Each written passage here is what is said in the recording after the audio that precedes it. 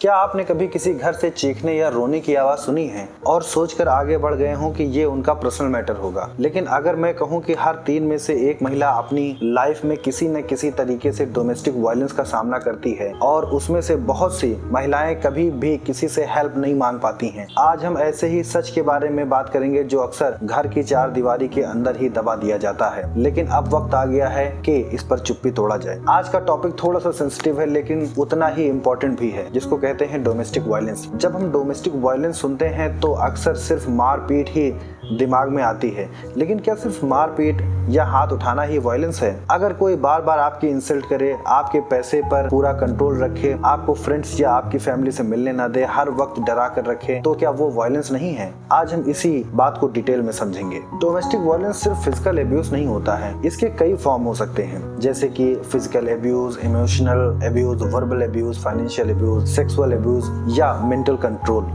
सोचिए, रीना की शादी को 5 साल हो चुके हैं। उसका हस्बैंड कभी भी उसे मारता नहीं है, लेकिन हर रोज उसे नीचा दिखाता है, कहता है कि तुम किसी काम की नहीं हो। उसका फोन चेक करता है, उसकी सैलरी अपने पास रखता है और उसे उसके फ्रेंड्स और उसकी फैमिली से भी मिलने नहीं देता है। क्या रीना सेफ है? बिल्कुल भी नहीं, क्योंकि वायलेंस सिर्फ बॉडी को नहीं, माइंड और सेल्फ रिस्पेक्ट को भी हर्ट करती है। मैं आपसे एक सवाल पूछना चाहता हूँ, अगर आपका कोई दोस्त रोज आपकी इंसल्ट करे तो क्या आप उसे अपना दोस्त कहेंगे? फिर जब लाइफ पार्टनर ऐसा करे तो हम उसे नॉर्मल क्यों मान लेते हैं? जरा इस बात पर भी सोचिए। अब सवाल आता है कि अगर इतना सब होता है तो लोग आवाज क्यों नहीं उठाते? तो इसके पीछे कई रीजन हो सकते हैं, जैसे डर, सोसाइटी क्या कहेगी, बच्चों की चिंता, फाइनेंशियल डिपेंडेंसी, फैमिली प्रेशर और सबसे बड़ा रीजन शायद सब कुछ ठीक हो जाएगा। लेकिन सच ये है कि वायलेंस अक्सर खुद से नहीं रुकता है। अगर टाइम पर उसको कोई हेल्प न मिले तो सिचुएशन और भी सीरियस हो सकती है। एक महिला ने कई साल तक सब कुछ सहा। हर बार उसका हस्बैंड माफी मांगता और कहता गुस्से में हो गया, दोबारा नहीं होगा, लेकिन वो दोबारा करता, फिर हुआ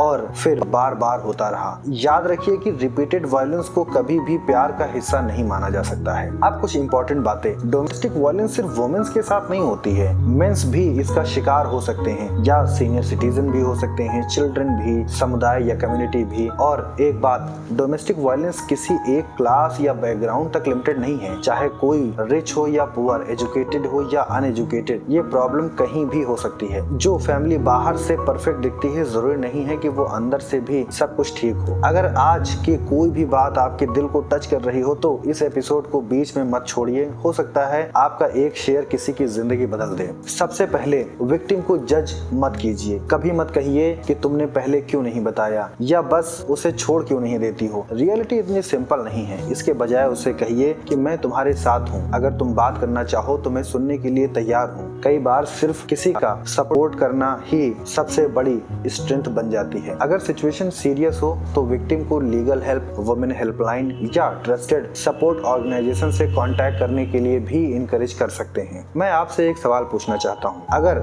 आपका अपना भाई, आपकी बहन, आपका कोई दोस्त या पड़ोसी इस दर्द से गुजर रहा हो तो क्या आप सिर्फ देखते रहेंगे या उसके साथ खड़े होंगे? डोमेस्टिक वायलेंस सिर्फ मारपीट नहीं होता है, वर्ड भी हर्ट करते हैं, डर भी वायलेंस हो सकता है, एक्सेसिव कंट्रोल भी वायलेंस है और चुप्पी प्रॉब्लम को और ज्यादा बढ़ा देती है। याद रखिए कि रिस्पेक्ट, ट्रस्ट और सेफ्टी हर रिलेशनशिप की फाउंडेशन होनी चाहिए। अगर ये चीजें किसी रिलेशनशिप में नहीं है तो उस रिलेशनशिप पर सवाल उठाना बिल्कुल भी गलत नहीं है। अगर आपको आज का ये एपिसोड यूजफुल लगा हो तो इसे अपने फ्रेंड्स और अपनी फैमिली के साथ जरूर शेयर करिए। हो सकता है आपका एक शेयर किसी की जिंदगी बदल दे। हमारे चैनल को फॉलो करिए, सब्सक्राइब करना बिल्कुल ही मत भूलिए। ये रेड वाला बटन है, आप इसको दबाइए, ये बिल्कुल फ्री है, ताकि ऐसे ही अवेयरनेस वाले एपिसोड आप तक लगातार पहुंचते रहें। मिलते हैं अगले एपिसोड में, तब तक के लिए याद रखिए, वायलेंस कभी भी प्यार की निशानी नहीं हो सकती है। चुप्पी तोड़ना ही बदलाव की पहली शुरुआत है। और जाते जाते एक बात और मैं आप लोगों से कह दूं कि प्रेम हमेशा ही त्याग मांगता है। अगर आप त्याग नहीं कर सकते हैं तो आप प्यार नहीं कर सकते हैं। धन्यवाद।